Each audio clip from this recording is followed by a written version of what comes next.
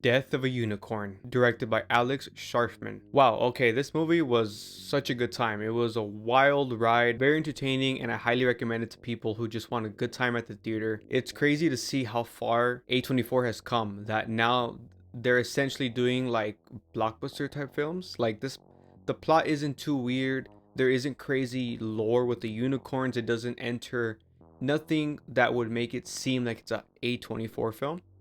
Like this movie could have been made by Warner Brothers. Like honestly, like it's just a very entertaining film that you go with your friends, have some popcorn and laugh, get scared, maybe cry. I don't know, depending on who you are. So I'm not even gonna get into the plot because you could just watch the trailer and you've probably already heard of this film already. I just want to gush about this film, and I do have a little bit of a complaint, but I'll get into that in a bit. First and foremost, the casting is great.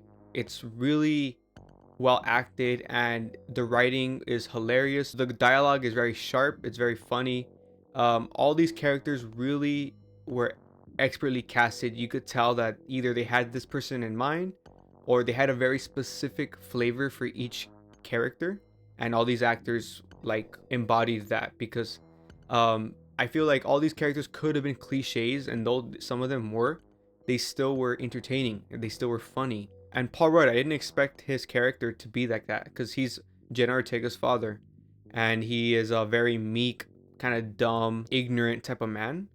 And he's a pretty selfish, and I didn't expect him to be so selfish and so clueless to how to treat his daughter and how to connect to his daughter, how to hear her when she's trying to communicate stuff.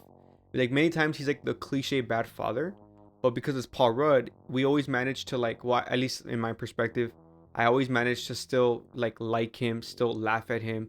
His comedic timing is perfect, so a lot of the times I think he's a very funny character.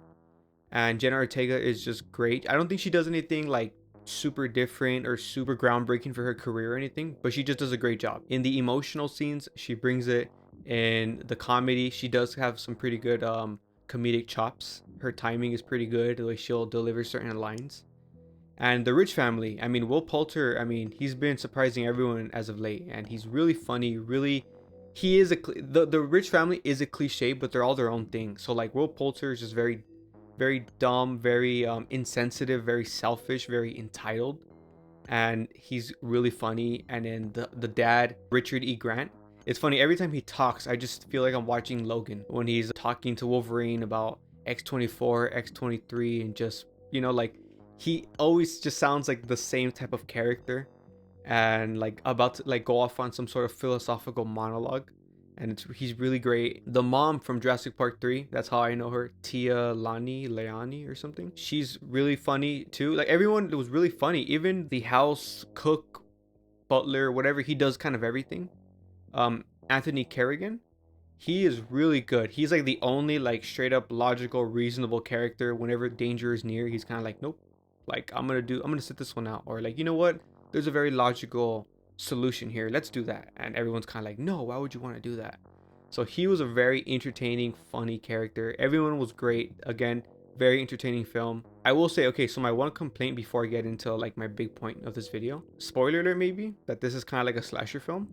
There's gonna be deaths, and I will say that every death was predictable, 100%. Like all the cliches of like, I think they're gone, you know, or like, what's that noise, and they get near the window, it's like, oh, something's probably gonna pop out. Like I feel like every death was predictable, and that kind of sucks, but it still was entertaining, like you could still like react and laugh. The gore was very slasher, very gory, very surprising. I love that this film is genre blended a lot. Like sometimes it was straight up a horror film, very tense, very bloody, very horrific. And other times, like I said, it's a straight up comedy. A lot of great humor, a lot of great dialogue, that the timing is perfect. And there's also some emotional scenes, and it's taken seriously. Like it's not like there's an emotional sequence and then there's a joke and you're kind of like, oh, haha.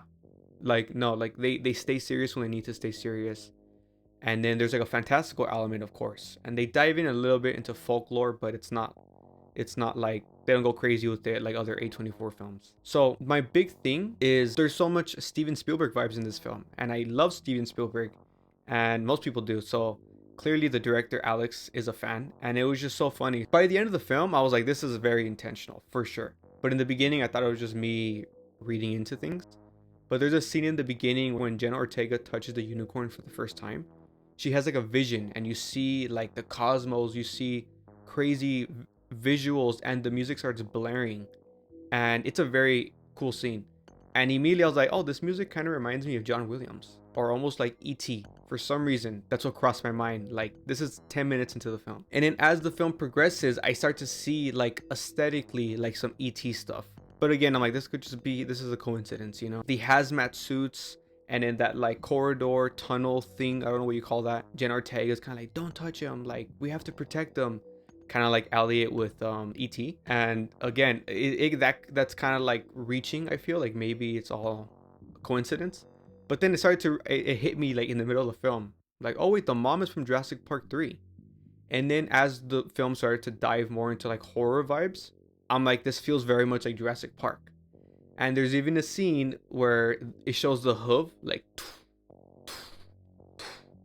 and then you hear like, and I'm like, okay, the raptor from Jurassic Park. Like, that's when I was like, okay, this is intentional, 100%. This isn't me just reading in.